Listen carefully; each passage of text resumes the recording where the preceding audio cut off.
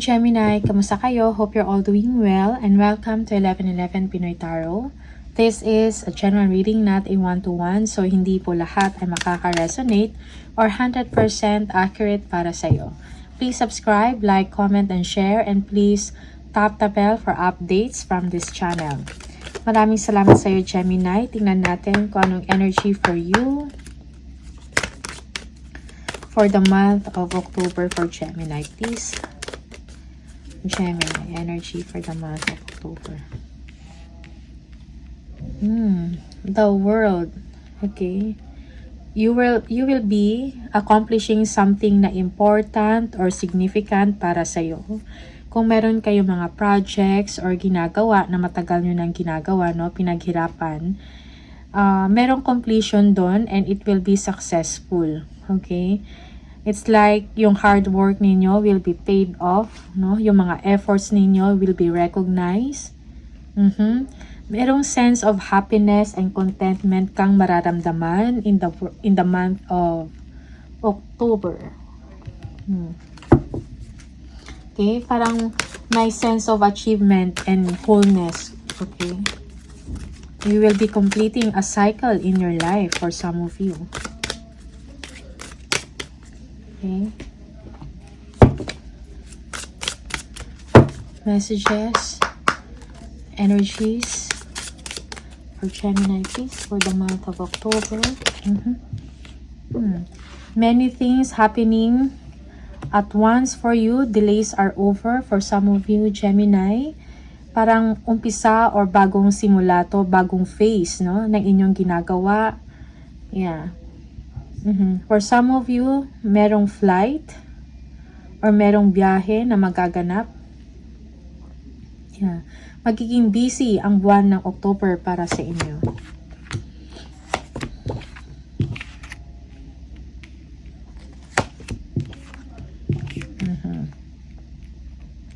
May happy blessings para sa inyo. Mayroong inner growth or spiritually merong spiritual growth na mangyayari or maturity sa inyo, Gemini.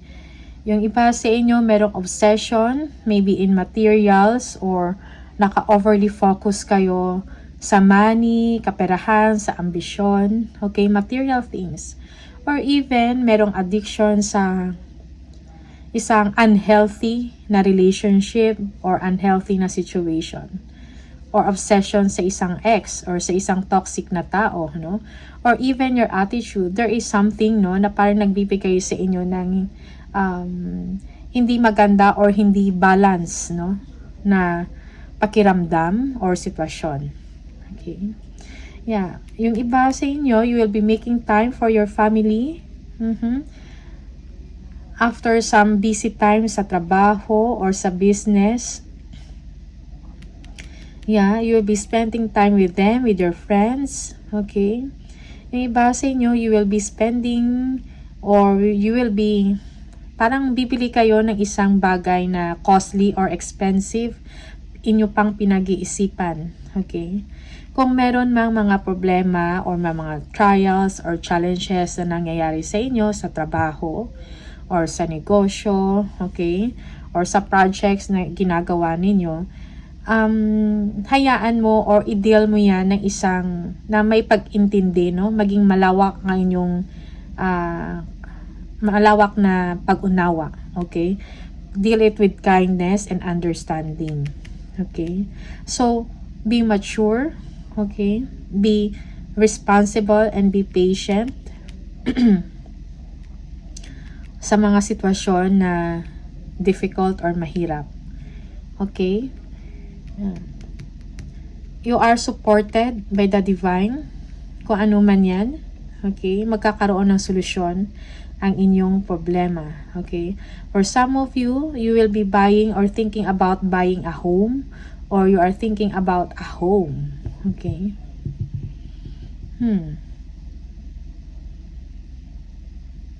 Yeah.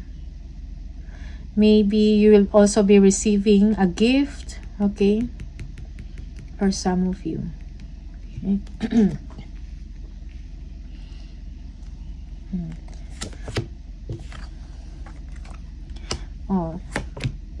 merong waiting na energy, waiting for approval, okay?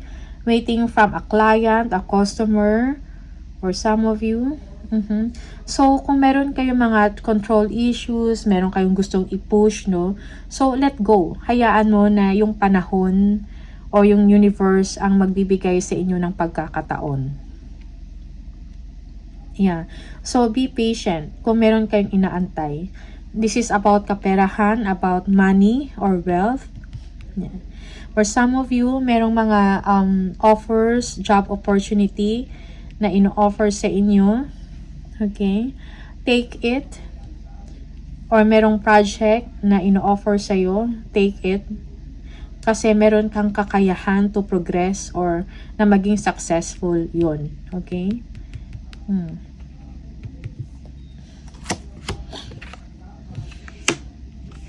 Yeah, for some of you, you are overly focused on material things. Okay? You need rest physically and mentally. For some of you, parang exhausted na kayo mentally. Madami kayong iniisip, no? Or meron kayong pinagdidesisyonan. Okay? Yeah. So, you need clear thoughts. So, how can you have clear thoughts? Okay, bakasyon. Ipahinga muna yung isip, no? Allow more time bago ka mag-decide. Okay? Queen of Wands. So, do not underestimate yourself. Move forward ka lang sa inyong business, sa inyong idea or creative ventures. Okay? Magtiwala sa sariling kakayahan. Yeah, you are confident, warm, intelligent, smart. Okay? Yeah. Nine of Pentacles. Your business will be doing well in the month of October or ngayon, no? It is doing well.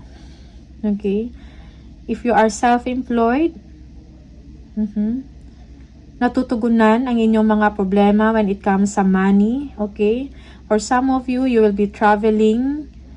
Okay? Or you will be spending time also for yourself. Maybe this is nature, no? Or bibili kayo ng isang property for some of you. You are financially secured and independent. No? You are a hardworking person, Gemini. Okay? Yeah, meron kayong inaantay or may paparating na kasaganahan sa inyo. Okay? Yeah. Increase of money also. This is also a time for you to make long-term plans. Yeah. So, be patient kung meron kayong inaantay. Okay? Yeah. Stability and security. This is what you want. Okay? For some of you, you need to be a leader, no, in your situation. Make a balance, no, decision para sa kapakanan mo at sa mga tao na iyong nasasakupan. Okay, if you have an important or significant role in your business, in your company or sa inyong trabaho, no, kailangan ng isang mabuting pagpaplano, okay, before actions or before implementation.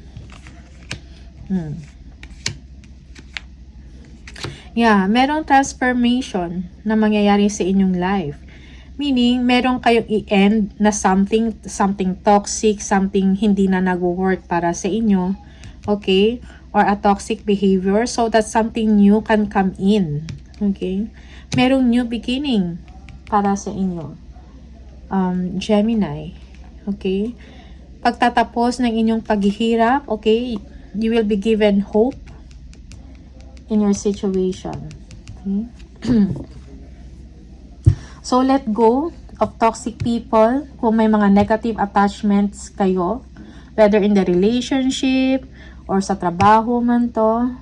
So, let go. I-let go mo yan. No? And allow, hayaan mo na mag-evolve ka, mag-grow ka. Okay? Mag-transform, mag-bloom, no? Into a newer version of yourself. Okay? Yeah. So, i-release mo yan, iwanan mo, i-let go mo yung mga hindi na kailangan or what's no longer needed or serves you. Okay? Yeah. Sometimes, this is also an end of a relationship. or end of a cycle. Yeah. You will be focusing on your stability, about your future, okay? About your business, your work, about your money and kaperahan. Okay? Pagsisiyasat or introspection, pagsisiyasat or introspection, self introspection, no? Meron kayong pag-iisipan. You need enlightenment in your situation for some of you. Also, you need space and time alone para makapag-isip kayo ng maayos, no? Tinitingnan mo kung ano yung magiging mangyari sa'yo weeks, months, years from now, okay? Yeah. So, ingatan yung health mo. You are stressed maybe because you are doing a lot of work, Gemini, okay? If you need help or assistance, no? Ask for help, okay? Yeah. Yeah, for some of you, you will be withdrawn or disconnecting from people or from your friends or social circle or even family, okay? Kasi parang merong parang you want to know or gusto mong makilala pa ang iyong sarili, yung totoong ikaw. Merong contemplation and reflection na nangyayari sa inyo, Gemini, kung ano man yan.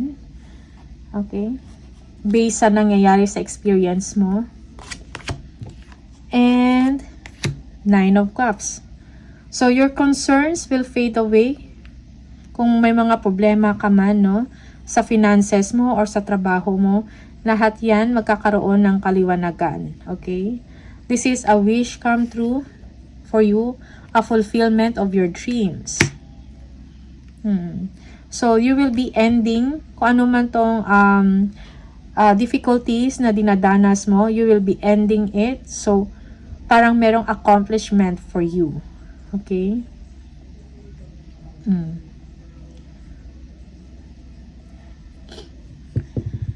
Yeah.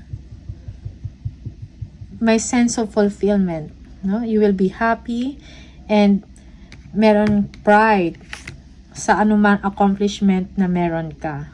Okay? Yeah. Additional messages for Gemini.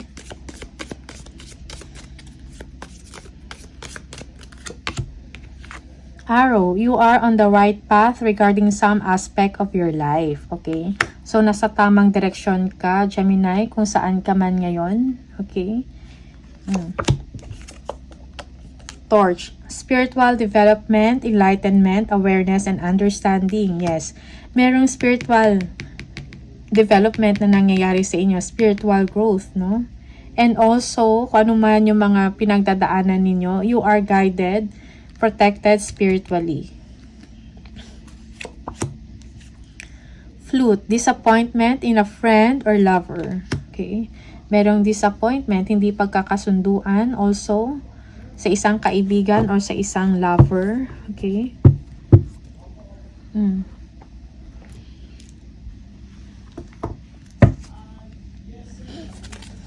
Gemini. For Gemini, please. Okay.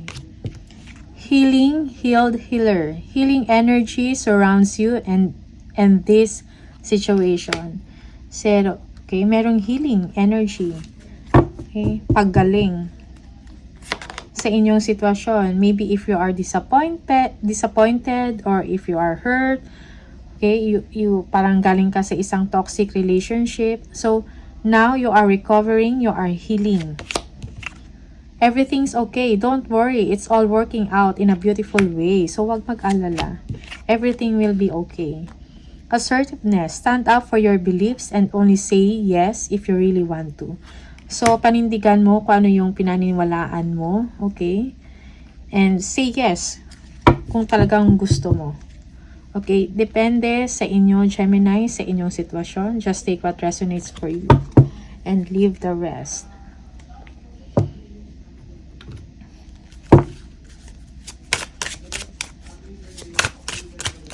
For Gemini. please. Never allow yourself to be taken for granted. It is better to remove yourself from situation than to be treated less than you deserve. You are precious. You are worthy. Okay? Nice. So, do not allow to be treated for less. No? Huwag mong hayaan that you will be treated for less. Because you deserve something better, something beautiful. Gemini, please. Organize for success. Do not let the word organize intimidate you, as it is simply a way for you to ensure clarity of purpose. Organizing your thoughts, your reports, your living and workspace, and your finances will help you know and plan your next steps. Okay, so organize for success. Alright. So, Gemini, these are the messages for you. All the best. Maraming salamat and see you on the next video. Bye!